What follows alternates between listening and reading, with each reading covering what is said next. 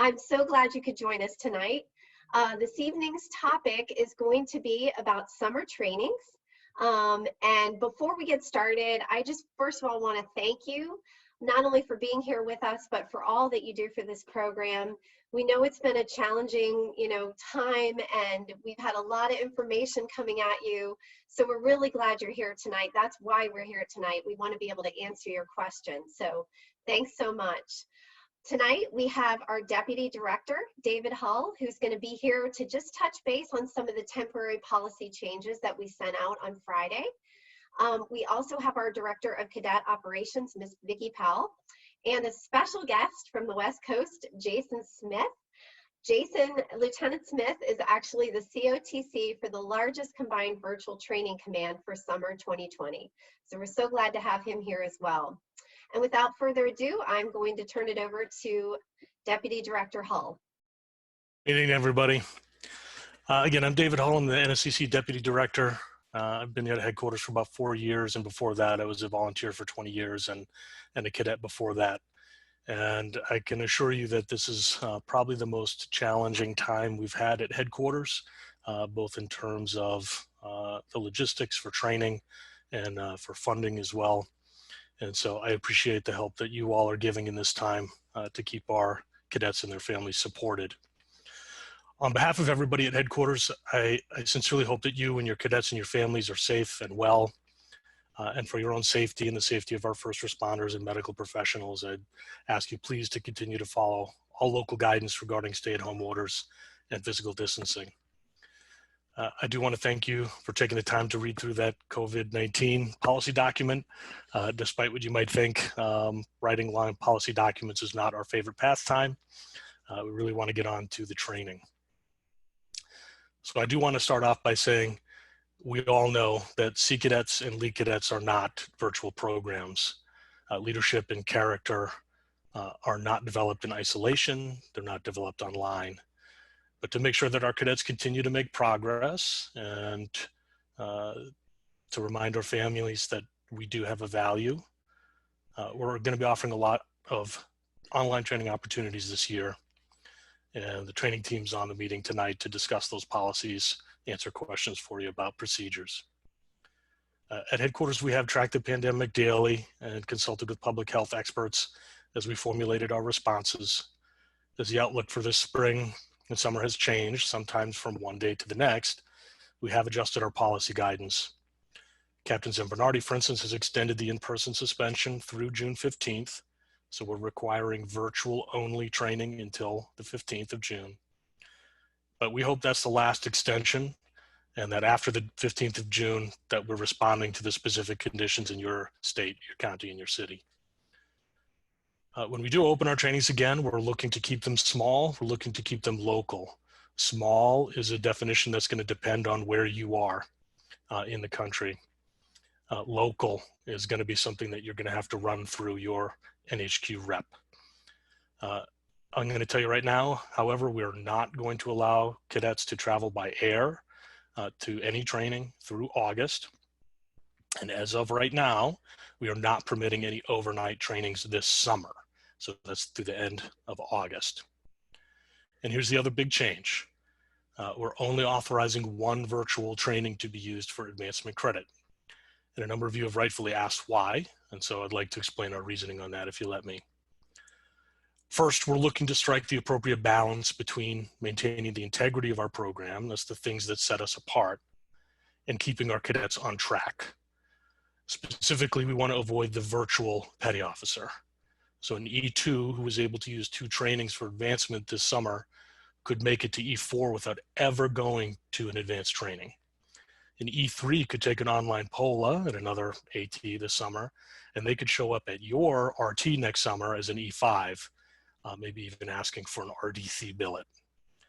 So if conditions allow us to avoid that, then we must. On that note, of course, I'm sure you're watching the same news I am.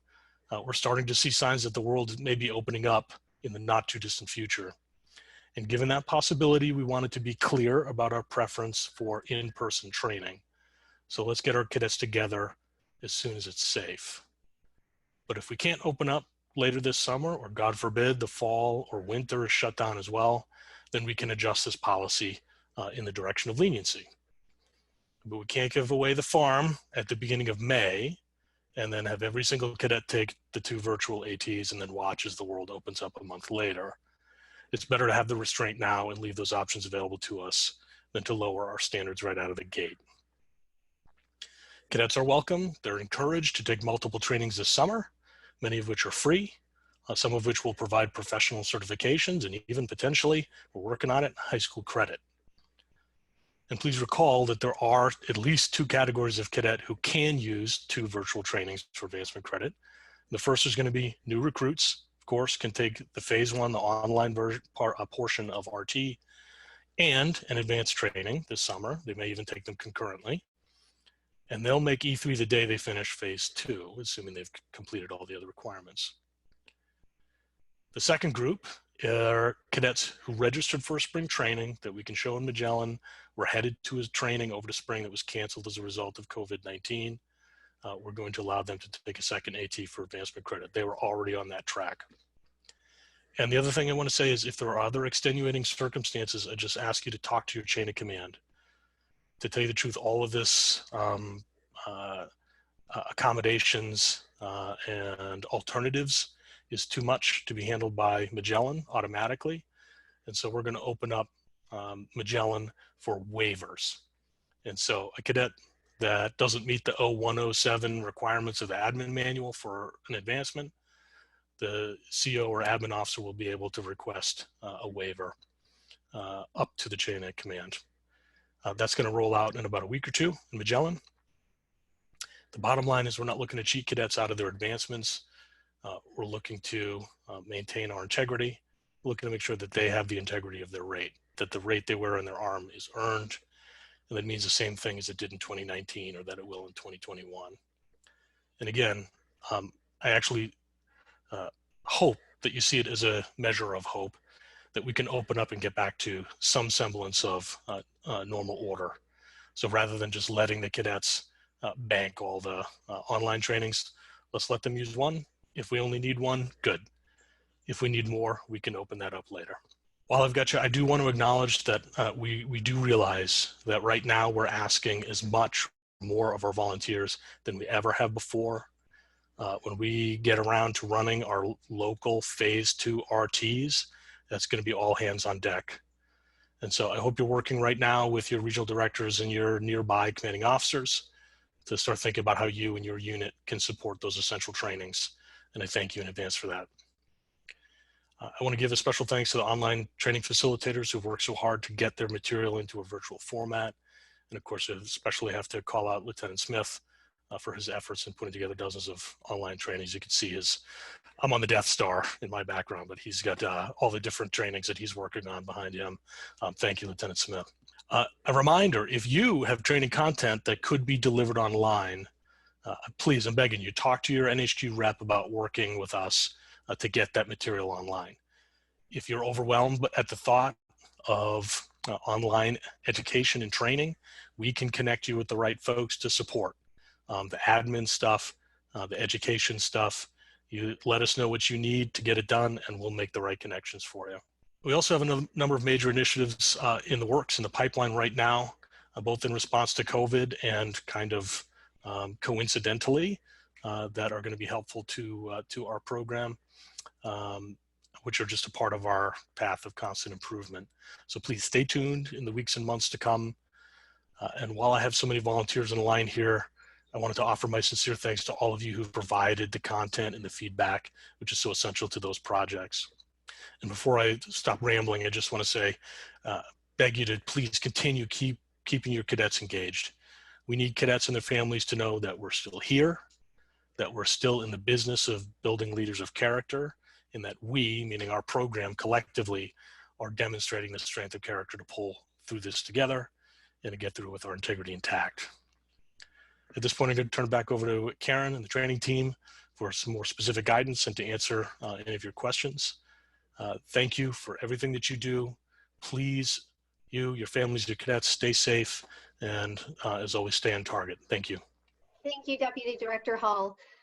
We have had a couple of questions come in while you were presenting, and I open it up to anyone else who would like to ask some questions. You're just going to use the chat function that you see at the bottom of your screen. So the first question was just about, previously we had communicated that cadets could use 2 advanced trainings, and now it's 1. And so they just want to understand how to message that to the cadets. Karen, thank you. That's a great question. And again, the messaging is, it's one of hope, as far as I'm concerned. Again, let's maintain our standards, and let's hope that we can get back to normal order coming up this summer. And the sooner we can do that, the sooner we'll get back to what is our crown jewel. So our crown jewel is our training program. That's not a virtual training program. It's just not. And so the message is, let's get you into the kind of trainings that you signed up for this program to do. And please have some patience and trust that if things are shut down for the rest of the year, that we'll make the decision we have to make to keep our cadets moving forward. But for now, I want them working on getting that one next advancement, and then let's see how the conditions on the ground change as the weeks move on. Thank you. We have a question regarding the waivers. Someone wants to know if that only applies to the spring training, or will cadets who were going to go to the academy trainings, will they be eligible for a waiver? Good question. I hadn't considered that specifically. However, we want to be reasonable, and so send it up. All right. Justify whatever you've got and send it up. Okay.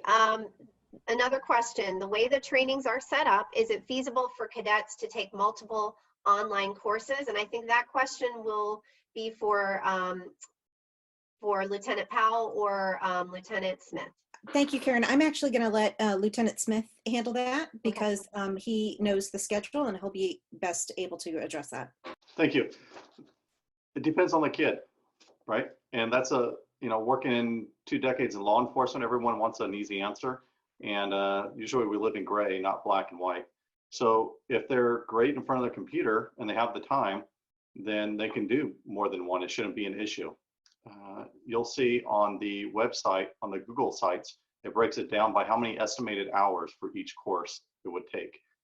So for example, we have one course, the Inland and Coastal Navigation course is 40 hours, but we have another one online that is significantly higher in the 60s hours when you get to marine weather, and some of the other courses at 68 hours, 71 hours.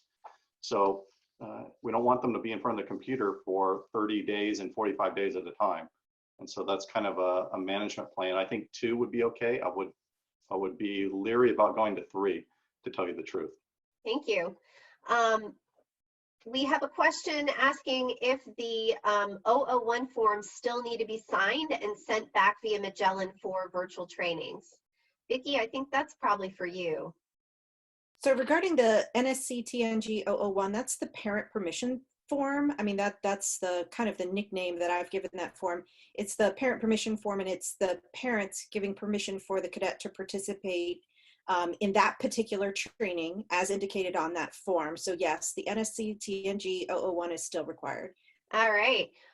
Will these virtual trainings still be offered after COVID-19, and will they count for advancement credits? So that's a really good question as well. And I'm going to echo what Dave said earlier, that our training program is the crown jewel of our program. It really is what sets us apart from all of the other youth military programs. And what we do really, really well in person. We are adapting to this current climate. And I think it's important that we continue to offer trainings to move our cadets forward in their Sea Cadet career. But we do want to return to normal as quickly as possible. That doesn't mean that there won't be a place for something like this in the future, but no, we are not going to remain a virtual training organization. And Karen, if I can just jump in real quick, Please. what we've talked about at headquarters in the past is that we want to have an opportunity for cadets to do non-traditional trainings. And so when we say non-traditional, we mean somebody else's training usually. So those are the recruiting duty. We would only want someone to do once. any sort of internship style training. So going to working with the police department for a week, doing a 9-to-5 gig, something like that. Those are, we want to offer some flexibility. And so our likely response in the future is going to be something like one non-traditional training per Sea Cadet career. And so that might include virtual trainings, but we don't have a specific decision on that yet, especially if this thing goes on for 2 years. We may have some very different answers. Thank you. We have a question about phase 2 of RT. Someone is asking, they're in an area that's not as densely populated, and you know, that they're just wondering if it's going to be a lot harder to do the day camp style training. So that's where, as Dave stated earlier, the RT, making the RT phase 2 happen, it is really going to take a monumental effort on the part of our volunteers to offer as many across the nation as possible. The day camp style is, it is somewhat flexible in that it can be done over the weekend. You could do a 3-day weekend and a 2-day weekend and meet that requirement. However, you will have to work really closely with your chain of command, work with your RD and your area rep to see what makes sense as far as geographical area and what geographical areas can merge together depending on need and availability to make that happen. Thank you. We have someone asking about the timing of the trainings, knowing that they're going to be going May 15th to about June 30th for at least in the beginning. They have concerns about schools still being run at the time, and will that distract the cadets? They just want to make sure that cadets remember that school is number one. So more of a comment maybe than a question. Well, you know what, if you don't mind, I'm going to let Lieutenant Smith talk about that, because Yep. we actually have in some cases 2 sessions and in some cases 3 sessions planned where possible. So I'm going to let him talk about the schedule for this summer. Thank you. That's correct. Just like any other training that might occur in the summer, it doesn't mean they have to take this one that starts May 15th. And most trainings during the summer don't start until June anyways. And so based on the feedback that we get on these trainings, we may modify what we're presenting. You know, if we don't get anyone interested in that port oceanography class, it's on there and no one's signing up for it, then we may not offer that the next half. But otherwise, the plan and the intention is to take all these and repopulate Magellan in the next, I don't know, 10 to 14 days, as soon as I get a breather, so that we can offer them again, starting with registration the end of June to pick up for the next round of training. And the Lead Cadet trainings, which are shorter, offering those 3 times. And there's currently 6 Lead Cadet trainings. Thank you. We have someone asking about Navy League orientation and what the status of that is. Will they be able to do it locally? And will Lead Cadets be able to do online advanced training? So yes and yes to that question. We are working on a Navy League orientation curriculum. It is going to be modeled after the RT phase 1 and phase 2. So the Navy League orientation, it's going to be 10 days. We don't want them sitting in front of their computer for 40 hours in 5 days.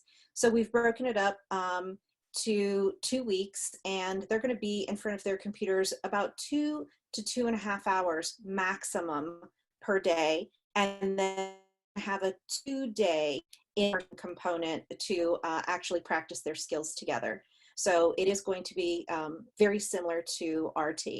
And as far as their ability to participate, yes, it's the same thing as the Sea Cadets. For Sea Cadets, you have to be an SAT, a Seaman Apprentice Temporary, so you have to have met all the requirements for Seaman Apprentice except completion of RT, and then you can sign up for an advanced training. With the Navy League Cadets, they don't have, they need to meet all of their requirements. Since training, the Navy League orientation is not required for promotion. They just need to meet whatever minimum prerequisites are for that specific training. If there's an age requirement for that training, and age requirements are placed on the trainings this summer based on our best recommendation off of the content. So we don't mean to punish people if it says, you know, that the recommended age is 15 and over. We don't mean to punish our 13 and 14-year-olds. That decision is made because a lot of the content that we're delivering this summer is actually written for adults. And as Dave mentioned earlier, some of these trainings actually result in adult certifications. So going back to the original question, yes, Navy League cadets can take advanced training at the same time as the Navy League orientation. Thank you. We have a couple of people asking about access to the internet. If there are cadets who don't have it, what is the plan for that? So that is a really good question. And when we were designing this, we realized that there were definitely going to be some limitations. And our biggest goal was to meet the needs of as many people as possible first. And that said, we have actually thought about the people that don't have access to the internet. There are a couple of courses where we actually have a PDF of a course. It's more like a correspondence course, but it's in an advanced training topic where we can actually print out that entire packet and ship it off to someone if it comes down to it. So we encourage people to take advantage of the online courses as much as they are able, but we will have at least 1 or 2 offerings for people that absolutely have no internet access. Thank you.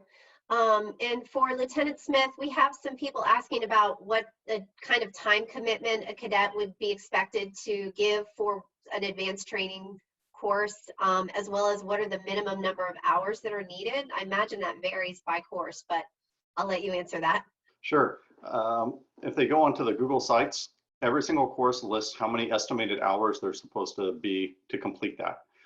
Each kid learns a little bit differently. Each cadet learns a little bit differently. So it may be more, it may be less, but that's the average based off of the website that it would take to complete it. And what I did was look at those hours, and anything over the 50-hour mark, we said, hey, let's give them 45 days to complete it. Anything less than that mark, it would be 30 days to complete the course. And so that's kind of the breakdown of it. And again, you know, I can, at some point when we get further on, I can share that screen so they see exactly where it's at, but everything is in a one-stop shop. So you can see all the information, whether it's how much military oriented it is, the STEM relation, how many estimated hours, what the codes are, because the codes don't really match the training evolution name, right? You'll find that out in Magellan or Homeport. And so there's one-stop shop, make it easy on you to help out your cadets. Thank you. Lieutenant Smith, we also have someone asking about how to pay the training deposit. They just signed up a couple of cadets and they weren't able to check online payments, so they just want to find out what happens next. Yeah, that's a good question. And I try to put all the common questions and the frequently asked questions on the website, and that's one of the answers there. Right now, our region 12 is finalizing the testing to make sure that everything is working with Venmo and with PayPal, and that's at the regional level within on the West Coast. And so they're hoping to have that accomplished very soon, and an email will go out to everyone that's currently submitted, so they'll have that information. Thank you. We have someone else asking about the Google form that you talked about. They just missed that part and just want to understand if they should be doing something. And they are asking how they should handle cadets' family and their ability to print and scan documents. Okay, 2 questions. See, I'm not as good as a politician who can remember 6 questions at one time, so I may already forget the second one. No problem. So the first one is Google Sites. So if you go to Homeport or Magellan, if you're staff, you want to go into that side. Either way, there's a link to the training events website. That will take you to Google Sites. And on there is probably everything you need to know for the training for this point in time. And it has all the training evolution information, the codes, minimum age, fees related to it, even what appurtenance the kids are going to get. It's all listed on that website. The surveys on there are for staff cadet and for any staff adults and any guest speakers that would like to help us out and do a 30-40-minute presentation in any of these courses. See, I already forgot, Karen, what the second question was. I think they were wondering if the cadets' families don't have the ability to print and scan documents. Is that going to hamper the registration process? The division officers will go over with it. They'll have a meeting as soon as we get going on these. And there's no requirement to print and scan. what they can do is they can, instead of printing to a standard printer, they print to PDF, an Adobe PDF, or they can take a screenshot. And so we can walk through that with them, and then they can email and submit it that way. So there's multiple ways without actually getting a hard copy. I'm not in the mood for hard copies. It's kind of archaic. It kills trees. So might as well just keep it electronic and upload it that way. Thank you. Lieutenant Powell, someone's asking when the next release of trainings will occur. Do we have an estimated time on that? That actually, Lieutenant Smith and I can answer that at the same time. But May 15th, we're hoping to get some more lead cadet trainings out, and then and also the outlines and the all of the information for the RT and NLO will come out on May 15th. And then those should be released open for registration, and those should be released June 1st. And then Lieutenant Smith, timeline for you for next round. I know that we've got 2 45-day sessions and 3 30-day sessions scheduled for the summer. Now I got to do all my math again. We're going to open up registrations always on the 1st for the 45-day trainings, and the 30-day trainings will open up on the 1st. So the 1st and the 15th of the month. Think of paydays is when registrations will open or registrations will close, and the day after they close is when the training will start. Now, they may not necessarily log in that day, but during that first week of this training, and the division officers will meet for the first time with the cadets and make sure they can log in, their webcams work, speakers, etc. So that's kind of the plan. Just think the 1st of the month and around the 15th of the month for the releases. Thank you. We have somebody that has multiple cadets that wants to take POLA this summer and also would like to take other virtual trainings like FAA ground school, a public safety hazmat course. They're asking if this will be permitted, if you can do all of that. So there's no restriction to how many trainings a cadet can take, so long as they understand the time commitment and can complete all of the requirements by the deadline. However, as Dave pointed out at the very beginning, only one training will count towards advancement credit. So if you have a PO3 that cannot promote to PO2 unless they do the POLA, then I encourage them to do the POLA for credit, and then they can take the other courses not for promotion credit. So in essence, they will be treated like an audit course. Thank you. Someone is asking how the virtual training is going to affect the cost of trainings. So what we've tried to do with the cost of trainings is basically any training that we've put together that is either free to us or low cost, we are offering free to the Sea Cadet Corps. There are some more expensive trainings that cost several $100s. And because of that, we are charging a cadet training fee of $100. So we've made it very, very simple. The training free, or it's $100 and for the virtual trainings. So I think I'll just repeat for everyone that we've been able to offer most of these for free, but there is a limited number that we do incur costs for that will be $100. So thank you for answering that, Vicki. We have somebody asking when the cadet will get their credit. Will it be once they complete the training or when the training actually ends? It will be when the training ends, because we have to finalize the attendance in Magellan. Someone would like to know the role and responsibilities of staff cadets and officers in virtual trainings. And again, I would encourage, if you're on here and you have not been onto the website, the Google Sites, go onto there and push that out to your units. It's critical that they see that, because they're looking at STEM and they're saying, I don't want to do any STEM. I don't want to do that. I don't want to do sea perch. And then you realize that in STEM, you have wildland fire behavior, something totally different. So please go on that website, and in there, there's one whole page devoted just to staff cadets. First off, it's a survey of what they're interested in and their knowledge, skills, and abilities in that skill set, as well as their prior leadership skills. And there's also a frequently asked questions for staff cadets so they can answer their own questions. And then at the bottom, there is the duties that are expected of the staff cadets. So, and that's all where that information is. So please direct them if they're interested to that location. But what they will be doing is they're going to be working together in each of the trainings, and they're going to be hosting open office hours using Zoom with the cadets multiple times a week. So they're going to be playing the role of a tutor and mentor, and then they're going to host where everyone will come together for their meetings as well. They're going to keep track of attendance, of any questions that's going on, where everyone's at in the course, and they're going to have a schedule where they're going to try to keep people on track as they go throughout the course. There's going to be some additional duties related to communication with the division officer. And for this training, because of the uniqueness of it, an OIC and a division officer for now is synonymous. So as time progresses, we may tease that apart, but for right now, OIC division officer, if you're questioning that, is together. So that's where you can get the staff cadet information and what their duties are. Lieutenant Smith, from a COTC perspective, will there be a CBAG list for each training? There is a computer systems requirement, and that is in each syllabus. That's about it. They can pack their CBAG if they want to just play around and they got nothing to do.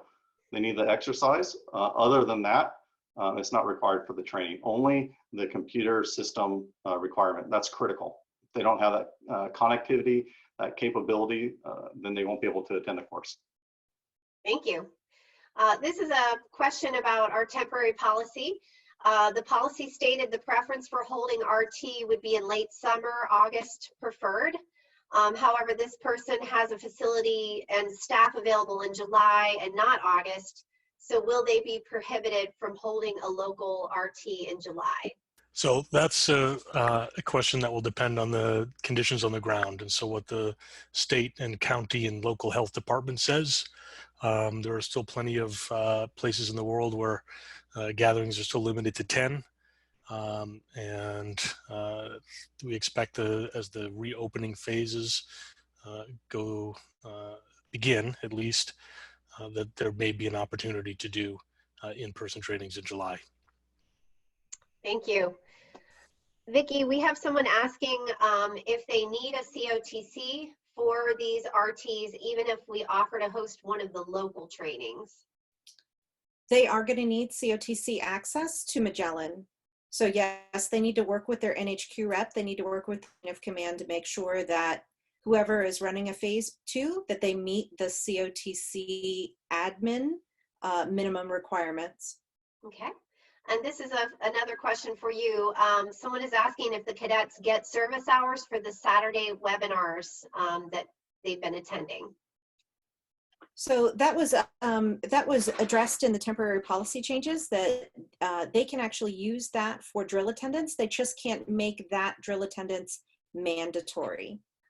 We do have some questions coming in about the digital safety course. Do you want to give us an update on that?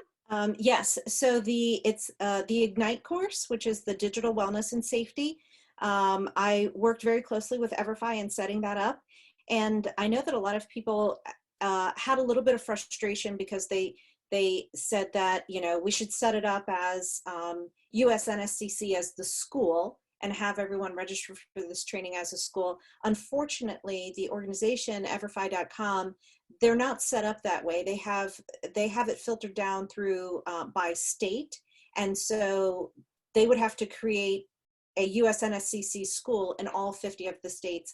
And since the course that they're offering is a free course and we're not paying customers, that's a little bit bigger of a IT lift than what they were willing to create for us, especially with the quick turnaround. So they have given us additional guidance. They have actually gone and created a special link in Everfi earlier today that allows cadets to add that Ignite course to their landing page if it doesn't automatically already appear. So if they're tied to a school or they have an account with a school already and that course is not appearing in their on their dashboard, we will have a direct link that they can click on that link and that will automatically populate this course onto their dashboard regardless of the school. And we'll have additional guidance, much more clear guidance with screenshots as far as how to register if you're a first-time user, and if you're an existing user, exactly where to go, as well as screenshots on where to find your certificate, because in some cases the certificate of completion doesn't pop up at the end of the course. Thank you. This is a question regarding the waivers for advancement to an E3. If that person, let's see, with an approved waiver for advancement to E3 due to a canceled spring training, will the cadet official date of advancement be retroactive to the end date of the canceled training? Probably, Okay. is the short answer. Give us a good justification for what happened. And again, we just want to be reasonable for our cadets. Great. All right. It was mentioned that air travel is suspended for trainings. And what about bus and train travel? The spirit of the rule is let's keep them local. So yeah, the airplane is the worst one, of course. Although I guess a bus is probably the dirtiest way to travel. I've spent many hours of my life on a bus. So yeah, please, let's keep them local. That's the spirit of the rule. Bus and train, treat the same way if you can. Someone's asking if a cadet attends multiple trainings, will they still receive all applicable appurtenances? So Sure. Oh, sorry, Vicki. yeah, the appurtenances are tied to the training code. So that's the easy answer.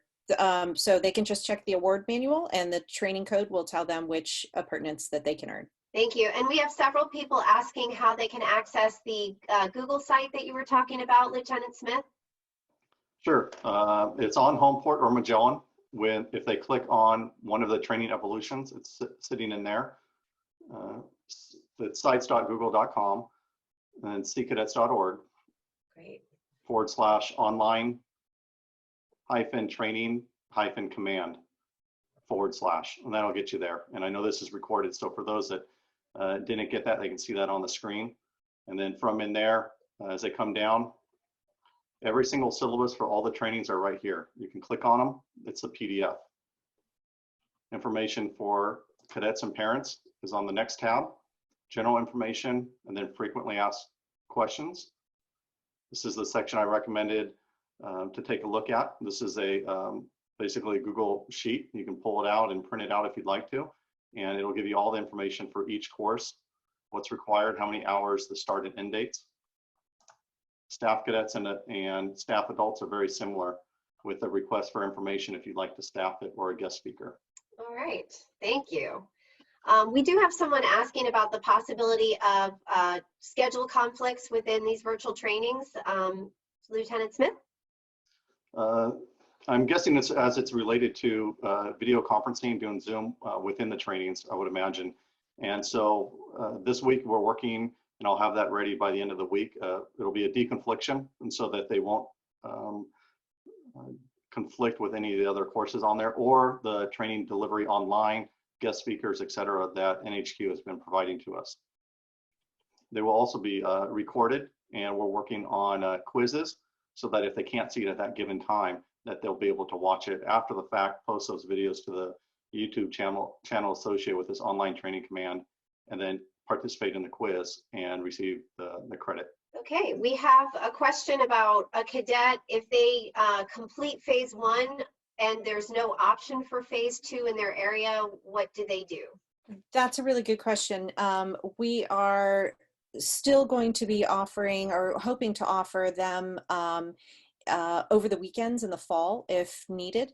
And then we will hopefully for the last time offer the phase 2 during winter training if necessary. Also related to phase 2, we have someone from a unit in southern Louisiana, and they said that it's going to be very difficult to do phase 2 because their cadets go back to school at the beginning of August. Do we have any suggestions for them? My suggestion to them would be work with their chain of command and consider the weekend alternative.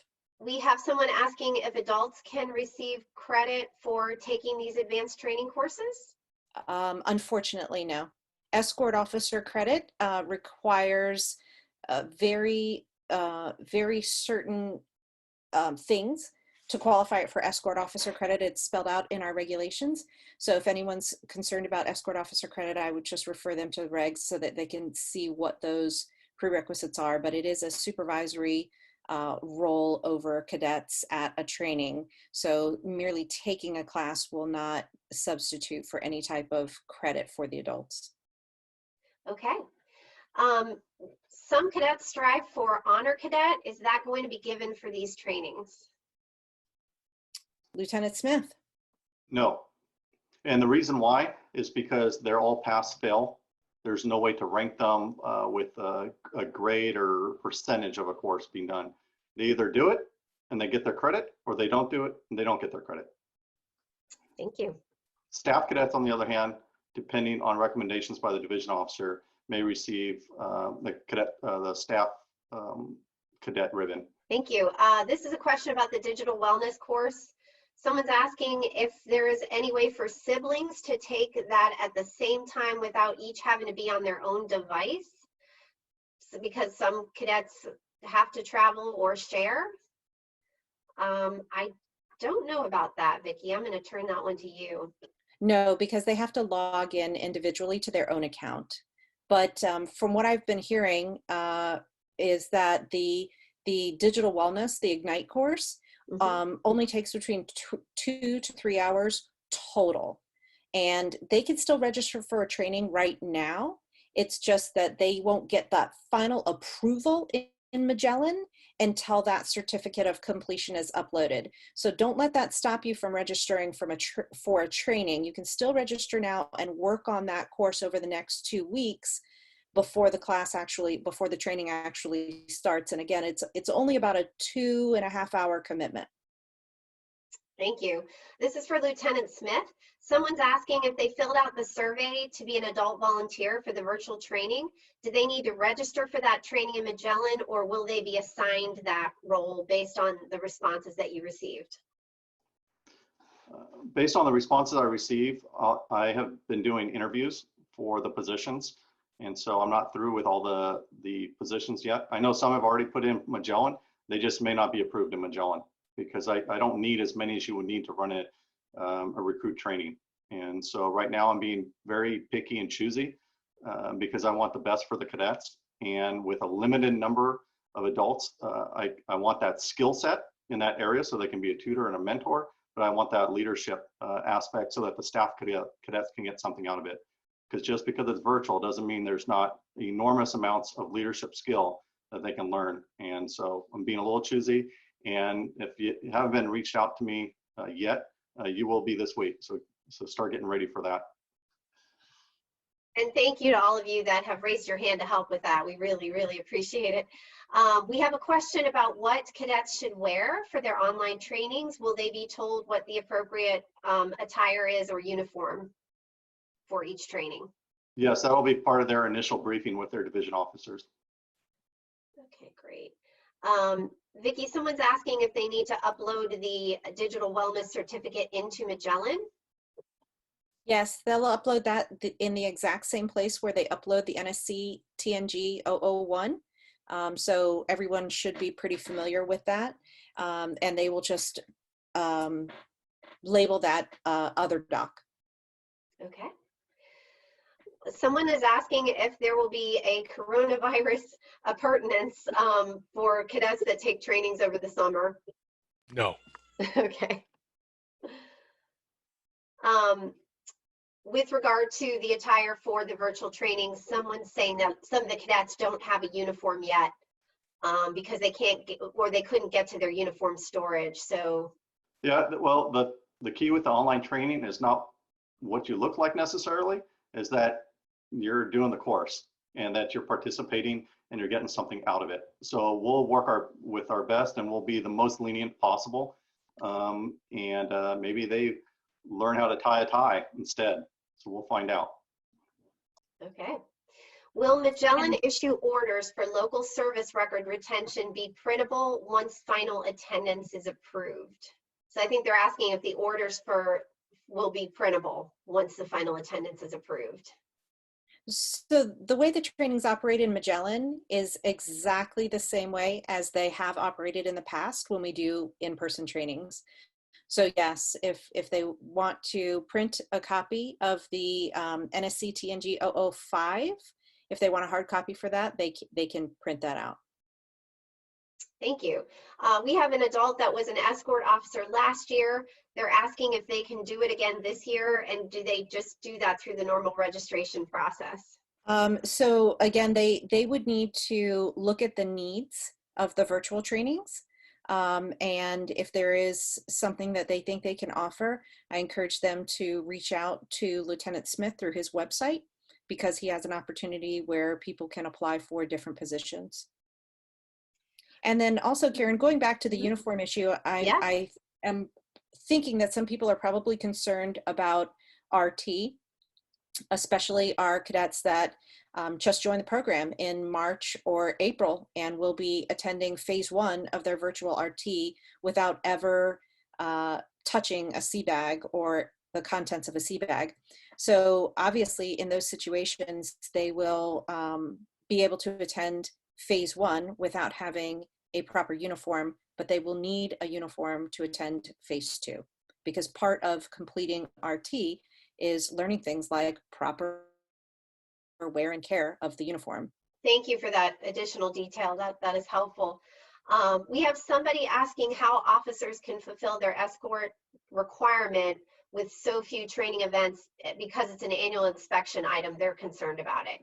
The best thing that we can offer, and again, the regulations are very clear about what constitutes escort officer credit.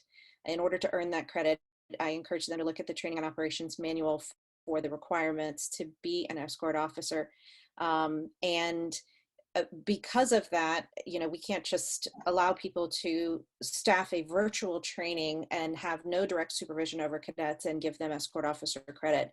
I encourage them to work with their chain of command, work with their local COTCs, see if they have opportunities to staff either phase 2 of RT or any of the local day camps that will be hopefully happening later this summer. Great. And then a follow-on question is, will there be different grading measures for annual inspection because of the pandemic? Yes, and that is all spelled out in the temporary policy changes. So I refer them to that document to see exactly how that's going to be handled. Someone's asking if POLA is only going to be virtual this summer. Not necessarily.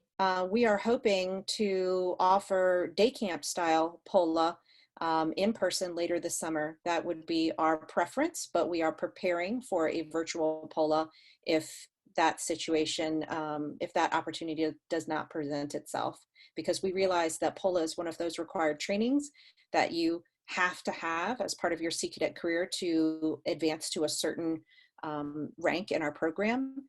And because of that, we are going to be offering that completely virtually, but we do hope that there is an opportunity to do an in-person day camp style POLA later in the summer. Lieutenant Smith, when will people receive confirmation about their virtual training? Later this week, first part of next week. The reason why is we need some of that fee processing to occur. Thank you. And this question is about the day camp style. If the day camps are only 5 days, is that enough to satisfy escort officer requirements? Sorry about that. That's a good question. So day camp, when we talk about day camps and requirements for trainings, what constitutes a training, what we're looking at is about 8 to 8.5 hours in a day of actual training content. And that's what constitutes what we believe is a full day of training. So we're looking at a training to be at least 40 hours long to constitute a training, in which case that would be an advanced training credit for a cadet, but also an escort officer credit for an escort officer that does staff a day camp. Okay.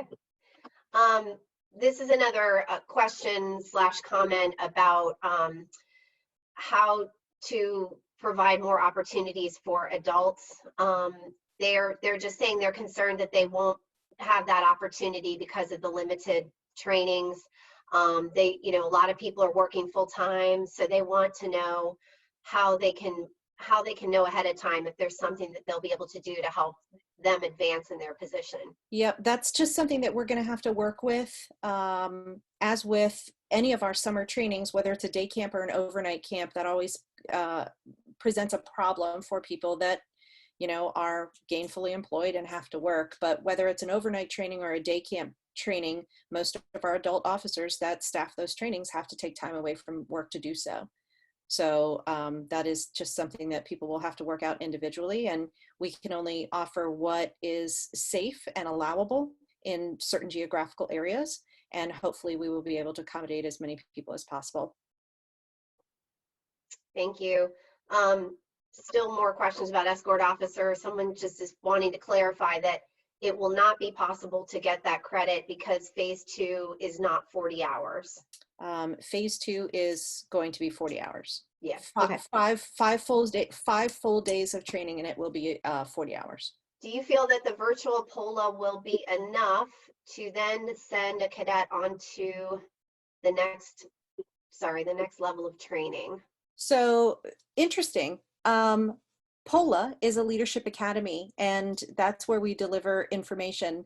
But I firmly believe that POLA is not where leadership training ends. That leadership training continues at the unit level, and if they go on to staff at trainings, which we hope and encourage they do, when they get there, we're hoping that that they will continue their leadership training under the tutelage of a more senior cadet and the OICs and DIVOs on the ground. So POLA, the actual training of POLA is just the launching pad for their leadership. Thank you. The end all be all.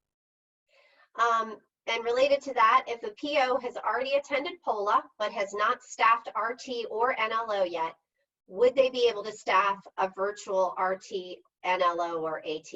Right, great question. So just to be clear, the NLO this year, just because of the way it's designed, the NLO will not qualify someone for advancement to chief if they staff that. So our regulations state that staffing RT or NLO is what meets the requirement for chief, but because of the way the NLO is designed, it will not meet that standard this year.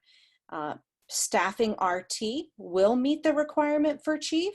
However, they would need to staff phase 1 and phase 2 and receive the recommendation of both COTCs, the virtual COTC and the in-person COTC, to make sure that they really did fulfill the requirement of staffing and meet not only the letter of the law, but the spirit of the law, and the COTCs of both phases would best be able to make that recommendation.